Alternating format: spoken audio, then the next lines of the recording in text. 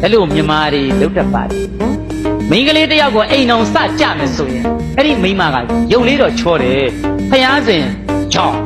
မိဖို့ကြောင်းအိတ်ခမ်းတဲ့ကြောင်းလေးအမိုက်တွေအကုန်လဲပြီးပြီဖျားစဉ်မှာဖျားနဲ့ဆွန်းနဲ့ကြောင်းနဲ့ခုနကပြောရေပန်းလဲပြီးပြီမိဖို့ကြောင်းအိမ်နာအဲ့ဒီနေရာတွေကိုသေးသေးတက်တက်ထားနိုင်သလားကြည့်ပါမယားနေသာချောင်းသေးတက်မှ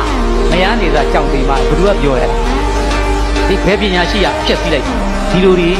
ဗမာတွေဒီလိုတွေဟောအမားတွေပဲကြာမယားနေစမိမတယောက်စတင်နေတဲ့အချိန်ခါအစမှာ